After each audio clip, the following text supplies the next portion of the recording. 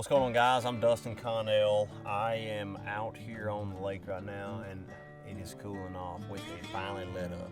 God almighty, it's been hot and steamy and it's fall time. The leaves are barely starting to turn, but one thing that means it's top water time. It's time to throw a top water. You need to have one tied on. I'm just telling you, catch one of the biggest bass you've ever caught in the fall on top water. All right, so what top water do you throw? They got everything. They got poppers. We've got everything under the sun. Locking baits, plopping baits, you name it. But I always have two baits tied on, okay? And these are for two different instances, all right? A lot of times in the fall, they're still eating brim, okay? They're eating brim or they're running the bank. They're not necessarily out there, schooling yet. What I've seen is, and I'm gonna give you a little nugget here, in the fall, they start grouping up. And I've seen them go down these banks and they'll group up on brim. So you'll have a wolf pack of bass, spot, largemouth, you name it. They'll be rolling down the bank. It's like they run these banks, chasing brim underneath laydown trees, whatnot.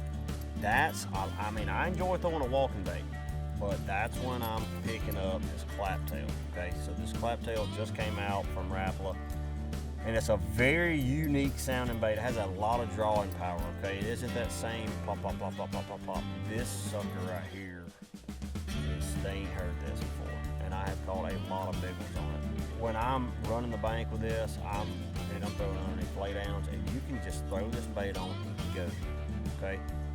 Pick it up and you're covering water, dude. I'll put my trolling motor on like 80 and roll. So that's got a lot of drawing power. You'll catch those wolf packing bass, all right? When I'm transitioning to where they getting really on bait and they're schooling fish, maybe there's a place where there's a bunch of them and you can call them up, whether you're smallmouth fishing on shoals, whatever it is. I catch a lot of spotted bass on the Coosa River on this bait too. But what's cool about the Jowler is it's a 127 size bait. It's a little bit bigger. I can work this bait slow, or if I'm on a herring lake or a clear water and they're schooling, I can really fast.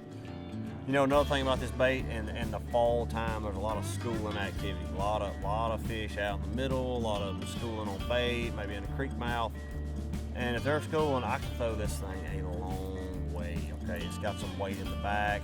It doesn't sit like this though. I was talking about buoyancy a while ago. That sucker sits straight.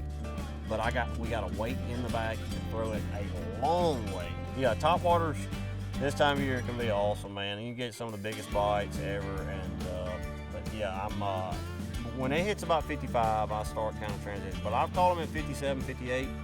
Some of the biggest bites you'll have is in 58-degree water on top water. It's unbelievable.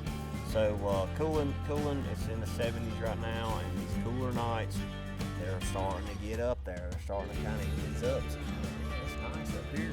So you can call a big bass up and catch them in top water. So be sure to try out the Jowler and the claptail. It will be available here soon, and yeah, go out and catch some, man. It's top water time.